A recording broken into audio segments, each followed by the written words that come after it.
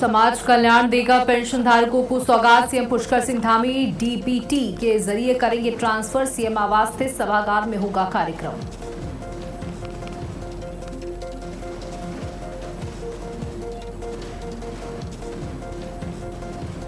सहकारिता मंत्री डॉक्टर धन सिंह रावत ने राज्य में 8 नए सहकारी संघ गठित करने का किया ऐलान। विधानसभा स्तर पर लगेंगे सहकारी मेले।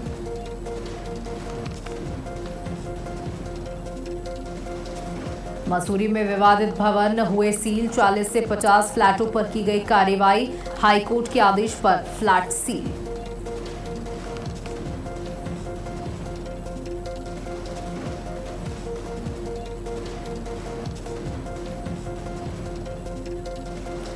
कांवड़ यात्रा को लेकर प्रशासन हुआ अलर्ट। मुख्य सचिव आनंद वर्धन ने सभी विभाग के अधिकारियों के साथ की समीक्षा बैठक।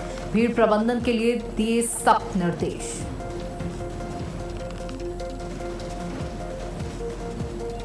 अंतर्राष्ट्रीय स्तर पर सराहा गया राज्य का आपदा प्रबंधन मॉडल। श्रीलंका के अधिकारियों के प्रतिनिधिमंडल ने देहरादून में राज्य आपदा प्रबंधन प्राधिकरण का दौरा किया।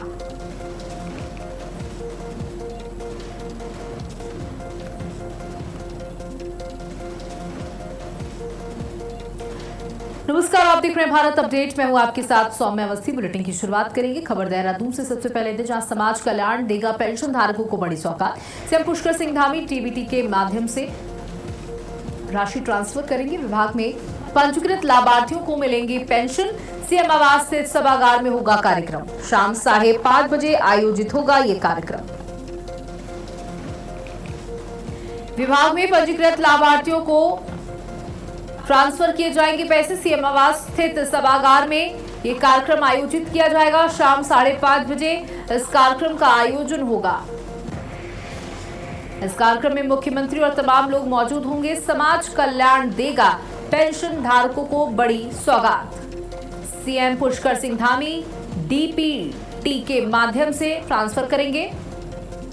विभाग में पंजीकृत लाभार्थियों को पेंशन मिलेगी।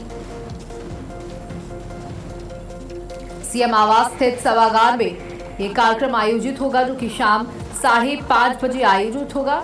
मुख्यमंत्री पुष्कर सिंह धामी इस कार्यक्रम में मौजूद रहेंगे, संबोधित करेंगे और पेंशन धारकों की राशि जो है वो ट्रांसफर की जाएगी डीबीटी के माध्यम से।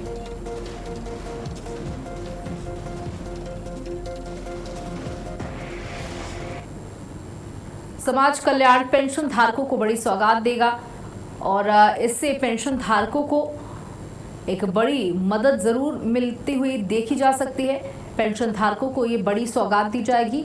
मुख्यमंत्री Pushkar Singh Dhami direct bank transfer करेंगे। समाज कल्याण की तरफ से पेंशन धारकों को ये बड़ी सौगात। आज शाम 5:30 बजे मुख्यमंत्री सभागार में इस कार्यक्रम का आयोजन किया जाएगा।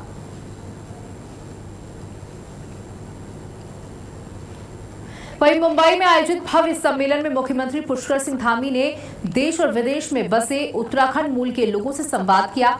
इस दौरान उन्होंने पिछले 5 सालों की विकास यात्रा, जनसेवा के संकल्प और विकसित उत्तराखंड के विजन को साझा किया। मुख्यमंत्री ने कहा कि प्रवासी उत्तराखंडवासी अपनी प्रतिभा और अनुभव से राज्य के विकास में महत्वपूर्ण भूमिका निभा सकते हैं और सरकार उनके सहयोग से उत्तराखंड को नई ऊंचाइयों तक ले जाने के लिए प्रतिबद्ध है। तो मुंबई में प्रवासियों से मुलाकात की, उत्तराखंड प्रवासियों से मुलाकात की। प्रवासी उत्तराखंडियों को मुख्यमंत्री ने बड़ा संदेश दिया। मुंबई में सीएम धामी का प्रवासी संवाद। मुंबई में गूंजा विकसित उत्तराखंड का संकल्प। उत्तराखंड का संकल्प लेते हुए उसे किस तरीके से विकास की पथ पर ले जाना है, इसका संकल्प लिया गया।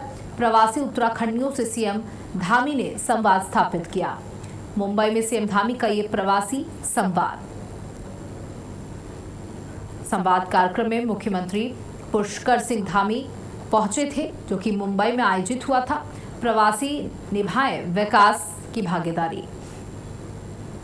मुख्यमंत्री ने कहा कि जरूर आप उत्तराखंड से अपने व्यवसाय के लिए, काम के लिए बाहर जरूर निकल आए हैं, लेकिन उत्तराखंड में ही अपने रोजगार के साधनों को ढूंढिए। उत्तराखंड को किस तरीके से विकसित बनाना है, उसके प्रयासों में योगदान दीजिए।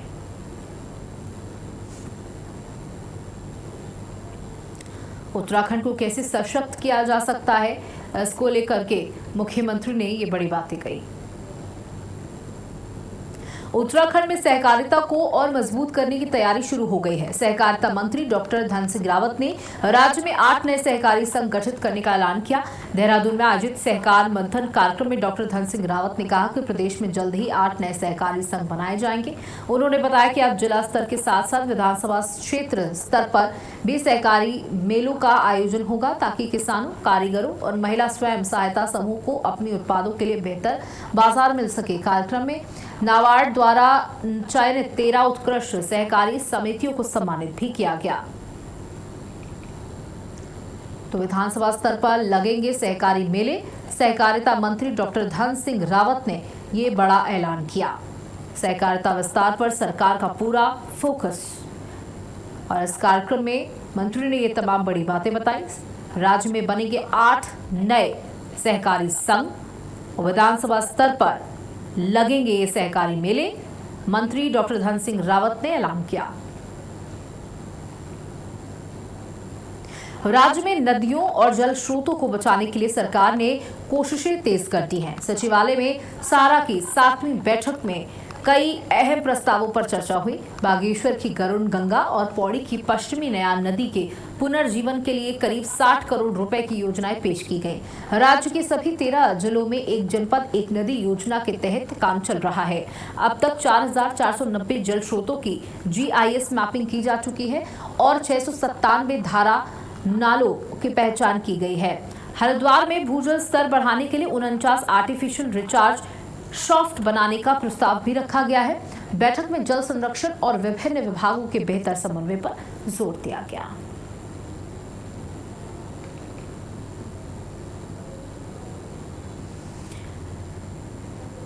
तो वन डिस्ट्रिक्ट वन रिवर का प्रोजेक्ट लेकर यहां पर मुख्यमंत्री पुष्कर सिंह धामी उतरे हैं और उस पर लगातार अधिकारियों के द्वारा काम किया जा रहा है कि हर क्षेत्र को, यानी हर जिले के पास अपनी एक नदी होनी चाहिए और जो नदियां सूख चुकी हैं उनको पुनर्जीवन कैसे दिया जाए, इसको लेकर करोड़ों की योजनाएं शुरू हो चुकी हैं। प्रयास किए जा रहे हैं और इन प्रयासों के माध्यम से उन नदियों को दोबारा से जीवन दिया जाएगा, उनको बचाया जाएगा।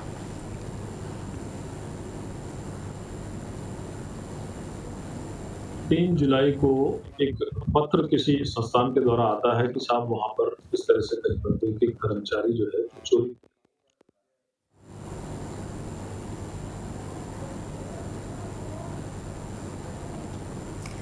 बद्रीनाथ दान चोरी मामले पर BKTC के अध्यक्ष हेमंत द्विवेदी ने कहा कि 3 जुलाई को एक पत्र किसी संस्थान के द्वारा आता है कि बद्रीनाथ मंदिर में एक कर्मचारी चोरी करते हुए पाया जा रहा है। ये चोरी कर रहा है जो भी उनके आरोप पत्र में थे, लेकिन हमने मामले की गंभीरता को देखते हुए तत्काल जो हमारे मुख्य कार्यकारी अधिकारी हैं उनके द्वारा सभी को स्पष्टीकरण का नोटिस दे दिया गया और उसके बाद एक 3 सदस्यीय जांच टीम बैठा दी गई और 4 घंटे के अंदर, शायद सुबह, यह पत्र संज्ञान में आया था, जिसके बाद शाम तक स्पष्टीकरण का नोटिस देकर जांच कमेटी गठित कर दी गई और यथाशीघ्र जांच कमेटी की रिपोर्ट आने के बाद जो भी इसमें दोषी होगा उसके खिलाफ सख्त से सख्त कार्रवाई की जाएगी।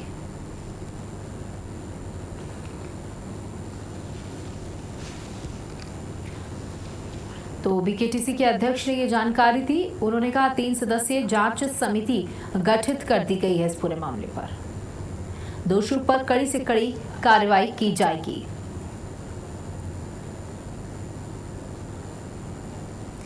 तो बद्रीनाथ धाम में भी चोरी का मामला सामने आने के बाद तत्परता बढ़ा दी गई है। 3 सदस्यीय जांच समिति का गठन भी कर दिया गया है जो जांच रिपोर्ट जल्द से जल्द सौंपेगी। 3 जुलाई को एक पत्र किसी संस्थान के द्वारा आता है कि साहब वहां पर इस तरह से कहीं पर कोई कर्मचारी जो है चोरी करते हुए पाया जा रहा है या चोरी कर रहा है, जो भी उनके आरोप पत्र में था। लेकिन हमने इसकी गंभीरता को देखते हुए तत्काल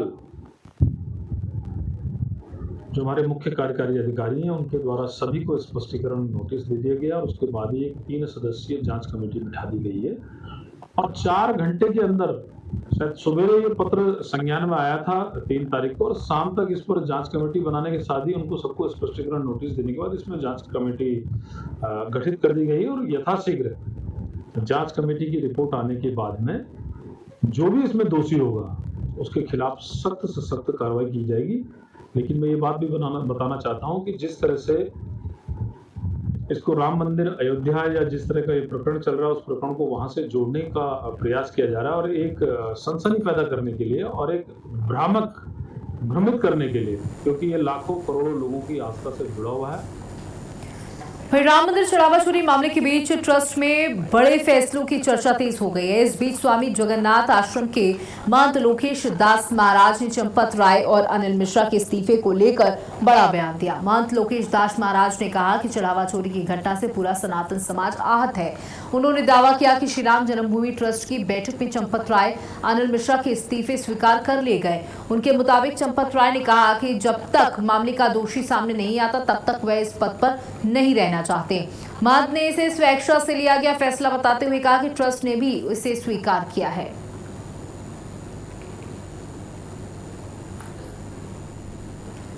महंत लोकेश दास का बड़ा बयान सामने आया। उन्होंने कहा कि ये जो घटना हुई है उससे पूरा सनातन समाज आहत हुआ है, संत समाज आहत हुआ है, और चंपत राय ने जो इस्तीफा दिया है वो अपनी जगह सही है। चोरी की घटना से पूरा सनातन समाज बेहद आहत है। महंत लोकेश दास का ये बड़ा बयान सामने आया।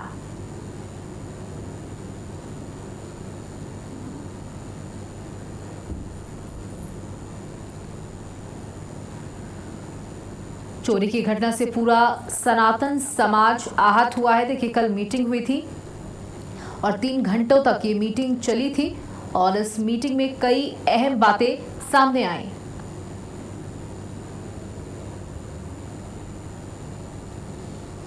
जिसमें अनिल मिश्रा की भूमिका अभी भी संदिग्ध बनी हुई है। वहीं चंपत राय को पूरी तरीके से इस मामले से किनारे कर दिया गया है। जहां एसआईटी रिपोर्ट में भी चंपत राय का नाम का कोई जिक्र नहीं है, उनकी भूमिका स्पष्ट नहीं हो पा रही है। चंपत राय का इस्तीफा मंजूर कर लिया गया है। महंत ने ये बड़ा बयान दिया।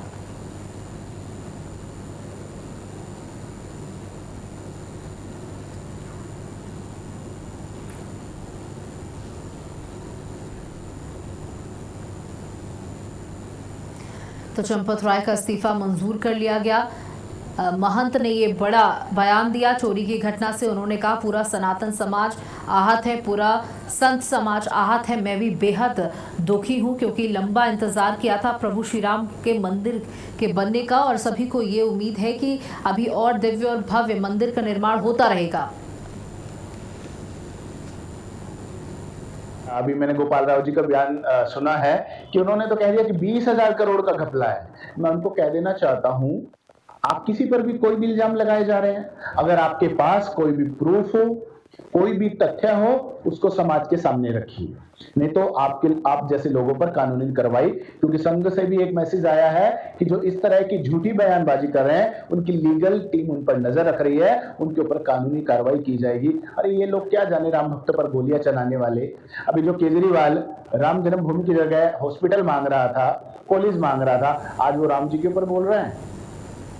हरिद्वार में चंडी देवी मंदिर मार्ग पर फैली गंदगी को लेकर उत्तराखंड सरकार के दर्जाधारी राज्य मंत्री ओम प्रकाश जमदगिरी सख्त नजर आए। राज्य मंत्री ओम प्रकाश ने चंडी देवी मंदिर मार्ग और मंदिर परिसर का औचक निरीक्षण किया। इस दौरान गंदगी और रास्ते में पड़ी दरारों पर उन्होंने नाराजगी जताई और ऊषा ब्रेको, वन विभाग और दुकानदारों को 3 दिन के भीतर सफाई और मरम्मत का काम पूरा करने के निर्देश दिए गए। साथ ही चेतावनी दी गई कि दोबारा लापरवाही मिलने पर जिम्मेदारों के खिलाफ नियम अनुसार कार्रवाई की जाएगी।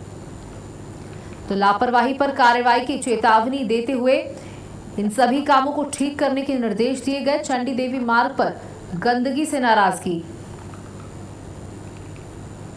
पिछले कुछ दिनों से मेरे को सूचना मिली थी, कुछ लोगों को शिकायतें भी आ रही थी कि चंडी देवी मार्ग पर और प्रांगण में काफी गंदगी रहती है। दुकानदार जो है और रोकने वाले हैं साफ सफाई का ध्यान नहीं रखते हैं। तो आज मैंने अधिकारियों को से बात करी, उनको बोला मैं इसको एक बार देखना चाहता हूँ।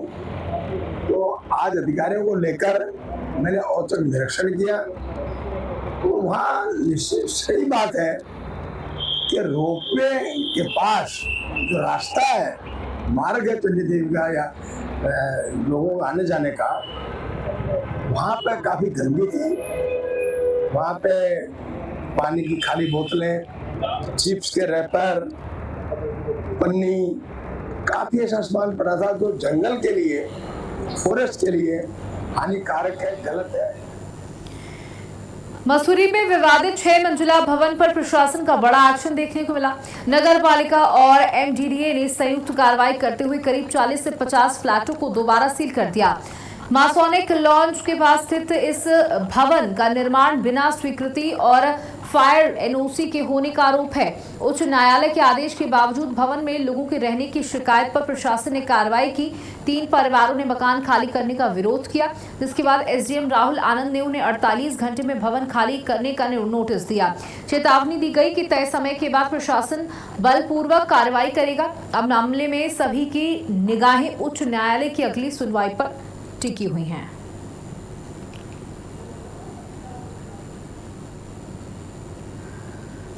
तो इस पूरे मामले पर अब सभी की निगाहें टिकी हुई हैं कि क्या कुछ आदेश आता है। तो पहले फ्लैट खाली करने के लिए 48 घंटे का अल्टीमेटम दे दिया गया है। मसूरी में अवैध भवन पर ये बड़ा एक्शन किया गया। बिना मंजूरी बने भवन पर शिकंजा कसा गया। हाईकोर्ट के आदेश पर फ्लैट को सील कर दिया गया है।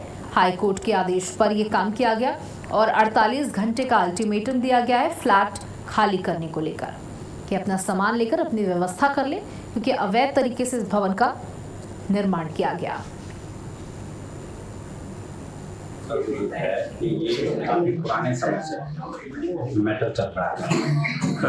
नगर पालिका द्वारा अवैध रूप से बनाई गई थी और बेसिकली पार्किंग के दृष्टिकोण से बनाई गई, लेकिन पार्किंग की जगह यहाँ काफी भवन बना और उनका दूसरे लोगों ने कब्जा कर दिया है। वो नगर पालिका द्वारा आवंटित भी नहीं। इसमें एक पीआईएल माननीय उच्च न्यायालय में योजित पीआईएल में मई में आदेश हुए हैं, तो इसमें अभी तक क्या कार्रवाई हो गई है, क्योंकि पहले भी ये भवन सील किए गए थे इनके द्वारा सील पूरी बिल्डिंग में ना तो किसी को आवास आवंटित किया जाए, ना ही उसमें किसी को कब्जा दिया जाए। तो उसी क्रम में जो है यहाँ पे कुछ कब्जे हो रखे थे, उसको मुक्त कराना था और उसमें सील लगाना था, तो उसमें सीलिंग की कार्रवाई की गई है। तो यहाँ पे लगभग समस्त जो जितने भी कमरे थे उनको सील कर दिया गया है। केवल जो 3 कमरे हैं उसमें जीवन यापन के लिए जिनके पास वैकल्पिक व्यवस्था नहीं थी, उन 3 परिवारों को केवल 1 कमरा दिया गया है, केवल नेक्स्ट 2 दिन के लिए, ताकि वो अपना कुछ वैकल्पिक व्यवस्था ढूंढ लें, ताकि और माननीय उच्च न्यायालय के आदेशों का अनुपालन किया जा सके। वहीं हरिद्वार में 2027 के कुंभ मेले से पहले अखिल भारतीय अखाड़ा परिषद में नेतृत्व को लेकर मतभेद खुलकर सामने आ गए।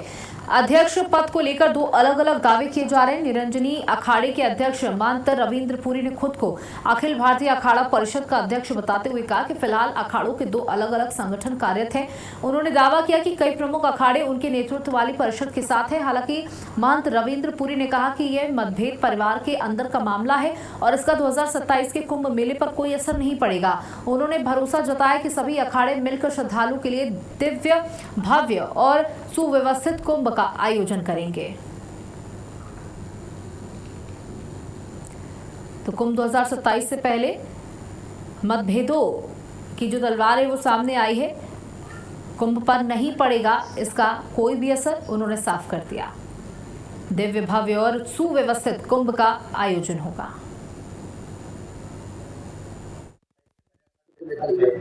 बिल्कुल आपने ठीक कहा। जो गुट की बात आप करते हैं, हमारे अभी से 2 गुट नहीं है। हमारे यहाँ 2021 से ही 2 गुट हो गए थे, जब हमारे श्रीमान नरेंद्र गिरी जी महाराज जो है, जब उनका सुसाइड हुआ था। आपने सुना होगा, देखा होगा। उस समय हमारे जो अखिल भारतीय अखाड़ा परिषद के जो महामंत्री थे श्रीमंत हरिगिरी जी महाराज थे, और नियम अनुसार उन्हीं को मीटिंग बुलाने का अधिकार था। उन्होंने मीटिंग बुलाई, जो एक पद खाली हुआ था उसी पे मेरा चुनाव हुआ था, मुझे बनाया गया था। लेकिन हमारे जो बाकी भाई है वो कोई अलग नहीं, मेरे भाई है। वो रविंद्रपुरी महाराज भी मेरे भाई है, मैं विरोध नहीं रखता। वो भले हमें गालियां दे, हमारा विरोध कराए, हमारे खिलाफ लिखाए, मैं कभी उनके खिलाफ नहीं बोलता। वहीं 30 जुलाई से शुरू हो रही कांवड़ यात्रा को लेकर प्रशासन अलर्ट मोड पर दिखाई दे रहा है।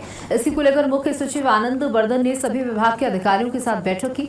बैठक में तमाम आला अधिकारी मौजूद रहे। मुख्य सचिव ने सभी संबंधित विभागों को अपने स्तर से सभी तैयारियां पूर्ण करने के निर्देश दिए। मुख्य सचिव ने कहा कि 30 जुलाई से 11 अगस्त 2026 तक कांवड़ मेले के दौरान रूट प्लान और भीड़ प्रबंधन की तैयारी कर ली जाए। उन्होंने कहा 31 जुलाई से 4 अगस्त 2202 ये तक पंचक काल के दौरान कांवड़ मेले में अत्यधिक भीड़ रहेगी, जिसके लिए विशेष तैयारियां किए जाने की आवश्यकता है।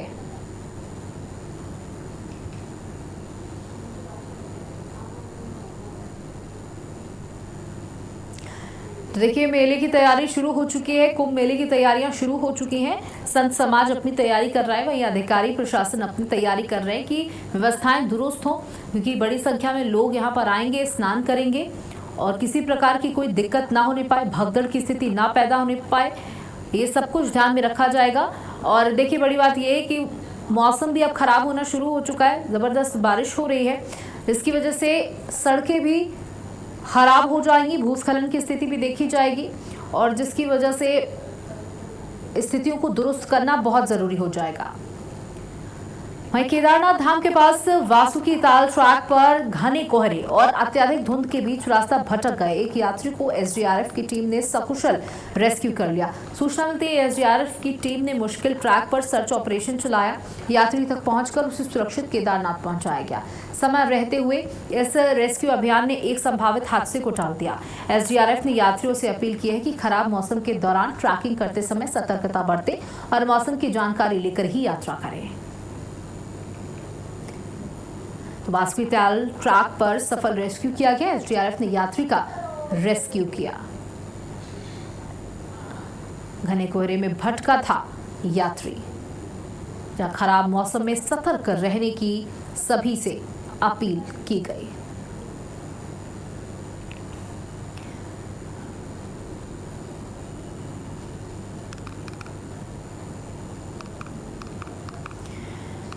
राज्य का आपदा प्रबंधन मॉडल अब अंतर्राष्ट्रीय स्तर पर भी सराहा जा रहा है। श्रीलंका के अधिकारियों के प्रतिनिधि मंडल ने देहरादून में उत्तराखंड राज्य आपदा प्रबंधन प्राधिकरण का दौरा किया।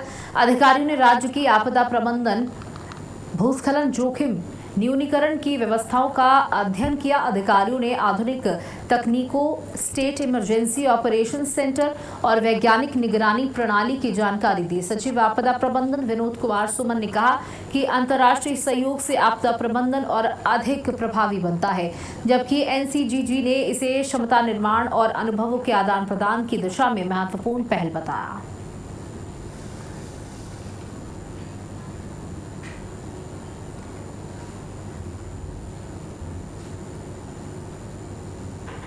हरिद्वार में मानसून ने दस्तक दे दी है। लंबे समय से पड़ रही भीषण गर्मी के बाद हुई झमाझम बारिश से लोगों को बड़ी राहत मिली। करीब 1 घंटे की तेज बारिश के कारण शहर की कई निचली सड़कों पर पानी भर गया, जिससे यातायात थोड़ा प्रभावित हुआ। बारिश से उमस और गर्मी से परेशान लोगों ने राहत महसूस की।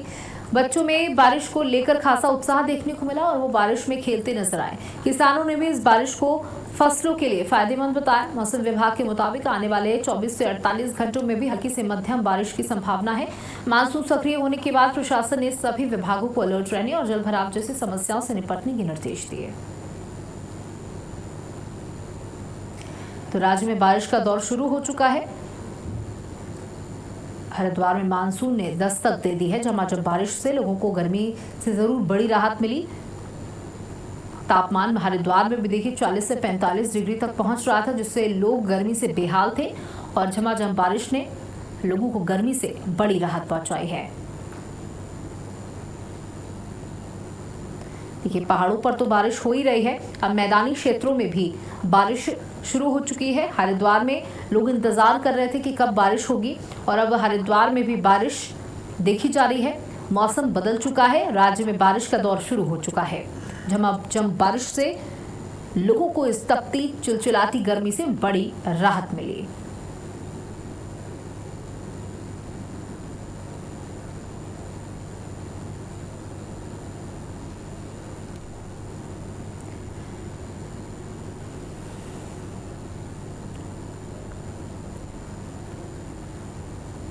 और इसी के साथ इस बुलेटिन में इतना ही। नमस्कार।